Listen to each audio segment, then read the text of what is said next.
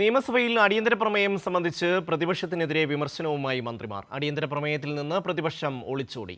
അടിയന്തര പ്രമേയം അലങ്കോലമാക്കിയ ചരിത്രത്തിലെ ആദ്യ പ്രതിപക്ഷമാണിതെന്ന് മന്ത്രി പി രാജീവ് പറഞ്ഞു. പ്രതിപക്ഷം ഭീരുക്കളെ പോലെ ഇറങ്ങിപ്പോയെന്ന് മന്ത്രി എം പി രാജേഷ്. ചർച്ചയ്ക്കെടുത്താൽ പ്രതിപക്ഷ നേതാവിന് പറയാനുള്ളത് പറയാമായിരുന്നു, എന്നാൽ അതിന് പ്രതിപക്ഷം തയ്യാറായില്ല. പ്രതിപക്ഷത്തിന്റെ രാഷ്ട്രീയ പരാജയമെന്ന് മന്ത്രി കെ രാജനും പ്രതികരിച്ചു. വൈരുദ്ധ്യം എന്നല്ല, ഇത് ഭയത്തോടു കൂടി ഒളിച്ചോടി.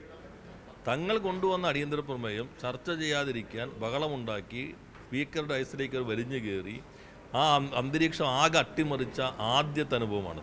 പക്ഷെ ഇവിടെയും ഒരു തീരുമാനം വന്നു. ആ തീരുമാനം എന്താ? പ്രതിപക്ഷത്തിൻ്റെ ഈ അടിയന്തര പ്രമേയം ചർച്ച ചെയ്യാൻ പാടില്ല.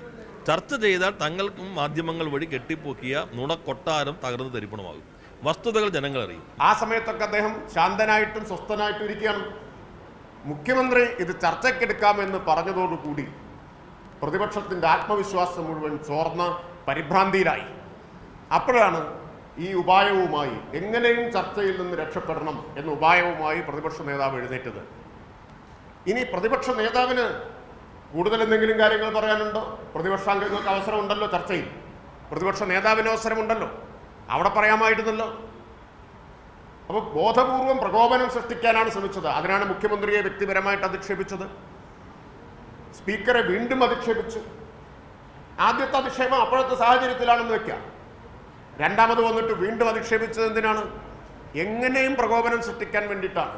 നിങ്ങൾ എന്ന് കൈ ചൂണ്ടി സ്പീക്കറെ വിളിക്കുന്നത് ഇന്ന് വരെ കേരള നിയമസഭാ ചരിത്രത്തിൽ നമ്മൾ കേട്ടിട്ടുണ്ടോ?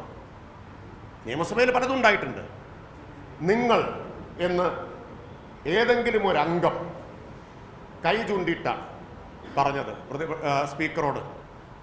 എപ്പോഴെങ്കിലും ഉണ്ടായിട്ട് രണ്ടാമത്തെ തവണ, ആദ്യത്തെ തവണയല്ല ഞാൻ പറഞ്ഞത്, രണ്ടാമത്തെ തവണ അങ്ങ് എന്നതല്ലേ പാർലമെന്ററി മര്യാദ അഭിസംബോധനയുടേത്?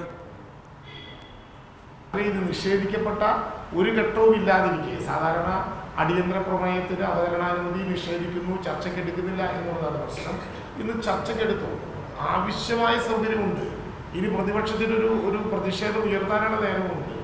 ഞാൻ അതൊന്നും കണക്കാക്കാതെ വളരെ ബോധപൂർവം ഈ പ്രശ്നങ്ങളിൽ നിന്ന് രക്ഷപ്പെടാനും ഇത് ചർച്ച ചെയ്താൽ പറയാൻ ബാക്കിയുള്ളതെല്ലാം ഭരണപക്ഷം പറയും എന്ന പേടി കൊണ്ടും തന്നെ പ്രതിപക്ഷം ഇത് ബഹിഷ്കരിക്കുന്നു. ഇത് കേവലം ഒരു നിയമസഭാ ബഹിഷ്കരണമല്ല, കേരളത്തിൻ്റെ ജനാധിപത്യത്തിനോടുള്ള കടുത്ത വെല്ലുവിളിയാണ്.